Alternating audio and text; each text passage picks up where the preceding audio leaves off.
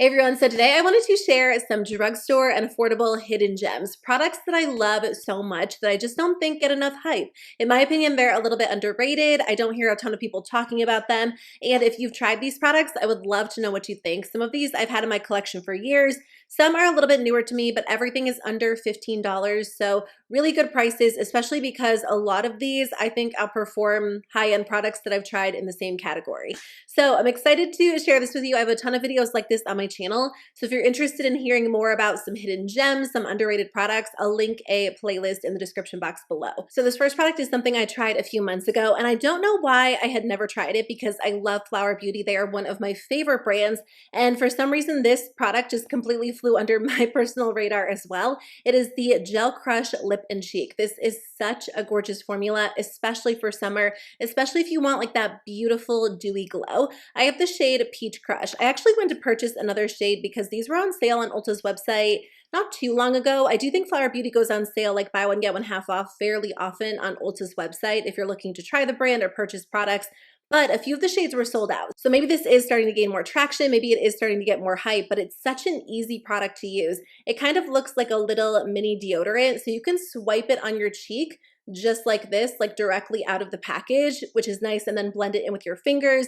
That's what I do if I'm in a hurry. Sometimes I'll take a brush and just apply this directly to the brush and then stipple it on my cheeks. It's very, very subtle. You can build it up to some extent, but for the most part, you're going to get like a sheer dewy wash of color. So again, perfect for the summer season. In fact, I feel like this is a really good alternative to the new Makeup by Mario plumping blush veils. I just recently tried one of those out and I love it. It's so gorgeous, but I feel like this gives a very, very similar effect on the skin. The next thing I want to share with you is actually a brush. I feel like I don't talk about brushes a ton on my channel, but there are so many affordable brands out there. I love e.l.f. and Profusion, Real Techniques, ColourPop, and maybe I can highlight them in a different way on my channel. I need to do an updated video on like all of my favorite affordable brushes. But this one is so good, I actually repurchased it because I feel like I have to have it on hand. When I'm washing one of them, I have to have the other one because I use it pretty much every single day. It's the Real Techniques 449 Tapered Cheek Brush. First of all, I find that Real Techniques brushes are so good for cream and liquid products. The bristles just blend everything out so beautifully and you get the most gorgeous diffused look every single time. So I have a ton of Profusion brushes I love, but this one is perfect for blush. It's small enough that you can get a really targeted application, but the shape of this is really nice for blush or for bronzer because it just hugs like the curves of your cheeks so, so nicely. And again, it just blends creams out in seconds. So if you're someone who has a hard time with cream blushes and you feel like they sometimes look uneven or patchy or you just have a hard time blending them, try this brush. I think it's like $7.99 at Ulta. Such a good price point and it really does work so well. Speaking of Ulta, I do think that Ulta's in-house brand is so underrated. They make so many good products and Sephora's in-house brand tends to get a little bit more hype than Ulta's in-house brand, but I definitely recommend checking it out. First of all, they have a ton of products. I don't know what it's like where your Ulta is, but where mine is, if I walk in and I go over to like the drugstore section, the entire back wall has like all Ulta beauty products and they have so many products. If I'm placing an order online, I'm always shocked by how many options they have. And I also like their bath and body products. They have some good skincare products, but the makeup products have really blown me away as a whole. So I picked up this gloss stick a little while ago. I thought it was going to be like the same as the Tarte Maracuja Juicy Lips just based on the name. It's not. It definitely feels more like a traditional cream lipstick, but it has a really beautiful shiny finish. It's not overly glossy. Like some lipsticks that have that glossy finish just move around and they end up just getting all over the place. I have a formula like that from Urban Decay. I think it's called their Shine Finish, which is so pretty, but it's just not quite as practical for me because when I wear a lipstick, I usually want it to stay in place, but look at the shine on this. It's so beautiful. It is incredibly moisturizing. I'm wearing it today. I have a little bit of a lip gloss on top, but every time I wear this, it just feels nice on the lips and I don't have to worry about it. It's not completely transfer proof, but I do feel like it stays in place better than other cream lipsticks looks I've tried. This next product is something I recently tried and it is so good. This is from Catrice. It is their Hot Mocha eyeshadow palette. They launched a few different options. I also tried like the pure nude one, which is just as great, but these are $6 eyeshadows. You guys, you do not have to spend a ton of money to get high quality eyeshadow. And I feel like I've said that for years and years, but now more than ever, it's so true. I need to do a video, like an updated video on all of my favorite drugstore palettes because there are so many good options. I'll film that soon, but this one is amazing. I actually just did a video not too long ago testing this out on camera for the first time, so if you want to see it in action, I'll link it below. But I'm just so impressed by the quality of this. Catrice has improved their eyeshadow formula so much, and I do think Catrice is a pretty underrated brand here in the US. I know they're sold in other countries, and a lot of people in other countries love the brand so much, but I think because they're not sold at like a main retailer any longer, they used to be at Ulta, now you can only find them on Amazon or on the Catrice website, and I feel like because of that, people aren't trying them as much, but they have released a ton of great products lately, including these palettes. If you like a very light, thin formula that blends out easily, this is perfect. So today I'm wearing the new Natasha Denona palette, which I love.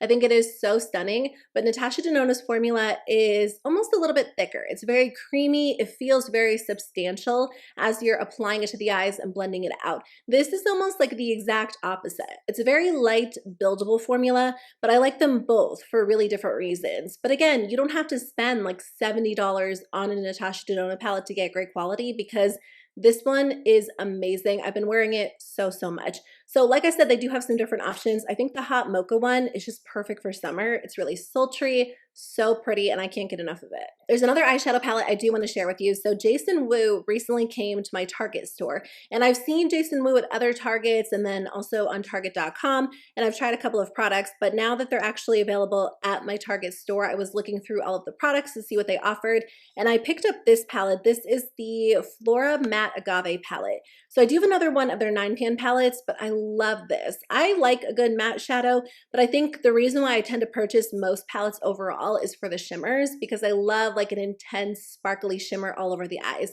So very rarely do the mattes in a palette kind of pull me in, but I also think it's nice to have like staple matte shadows in your collection you know work well because you can use them on their own or mix them with other palettes, and this palette is great. It's almost a little bit more of a dry formula, which might not sound super appealing to you. I would say it's actually somewhat similar to that Makeup by Mario matte palette. If you've tried that formula and you like it, I think you might like this one. It might be a little bit more powdery, but the reason why I like these shadows is because, again, they're buildable, so you can get like that soft wash of color, but you can also build these up a little bit more. And it just kind of fills in whatever some of my go-to palettes are lacking. For example, the new Natasha Denona palette is gorgeous, but if I want like more of a toned down neutral in the crease, it's kind of missing that. So this palette's actually been really nice to use alongside of that one. I'll also use like the top row to highlight my brow bone and just kind of blend out some of the other shades.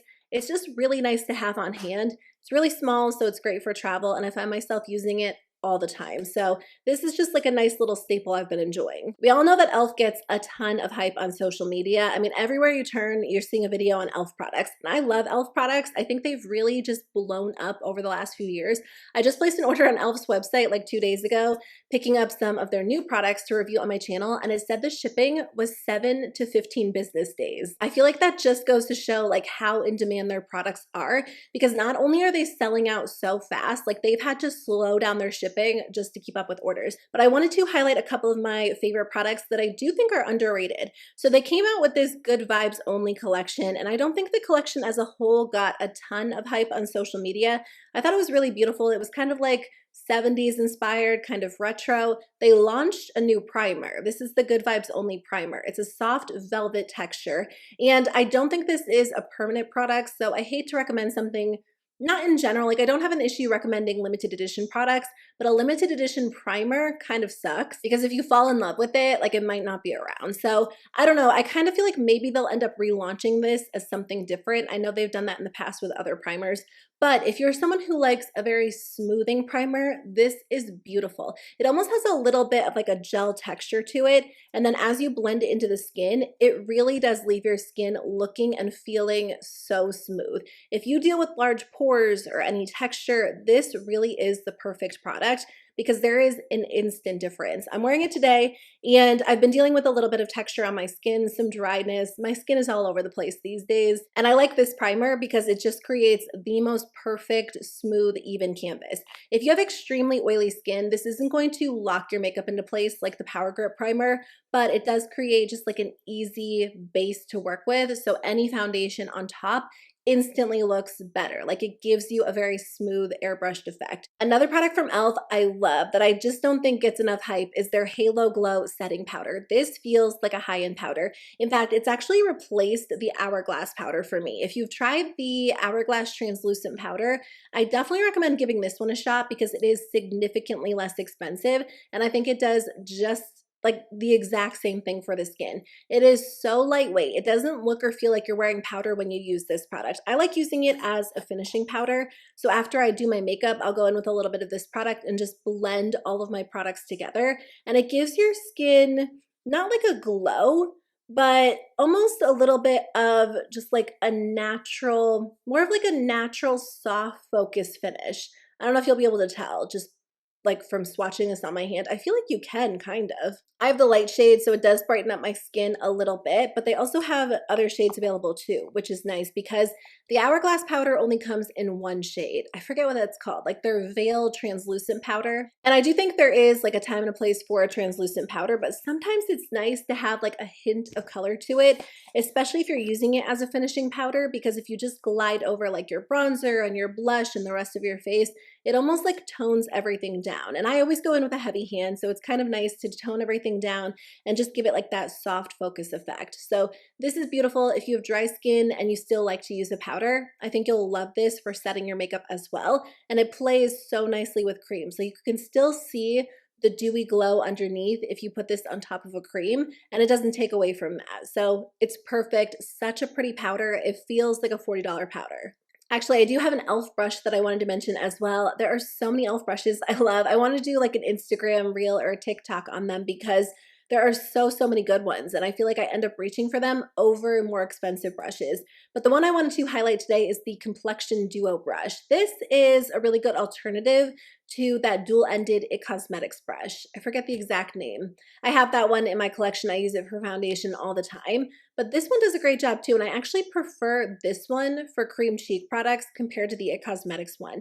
The It Cosmetics one, I would say, is maybe a little bit better for foundation because it's more of like a dome shape. It's a little bit more like densely packed, so I just find that it does such a good job on foundation. But this one is a little bit thinner. So because of that, I feel like it diffuses the cream cheek products better. Like you don't get as intense of application as you do when you use the It Cosmetics one. So I love this. I think it is a great option. I actually just repurchased it. I'm pretty sure I have, or after I get the one I ordered, I'll have 3 of them because sometimes I like to use like one for foundation, one for cream cheek products, and then if I'm washing one, it's nice to have 3. But it has held up really well. In the past, I've had an issue with like some of my e.l.f. brushes breaking, but I think they've improved the quality a ton. So if you're looking for a great multitasking brush, this is perfect. Sometimes I'll use the smaller end for concealer. Sometimes I'll use it to contour my nose, which I don't always do because I can never get it to look natural. But if I'm going through a phase where I'm kind of into that, this side is perfect. This is such a hidden gem, and I don't even know if they make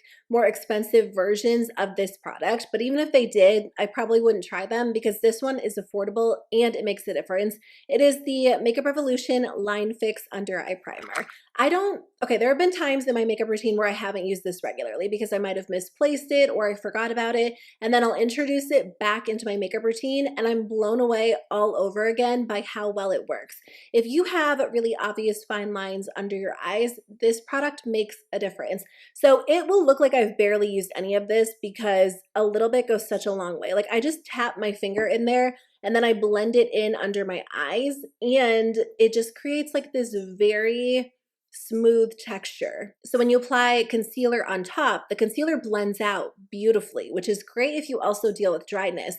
but it almost like stops the concealer from creasing as badly. I swear I've had fine lines under my eyes since I was like 14, but the older I get, the more pronounced they are. And if I'm really tired, they're very, very pronounced.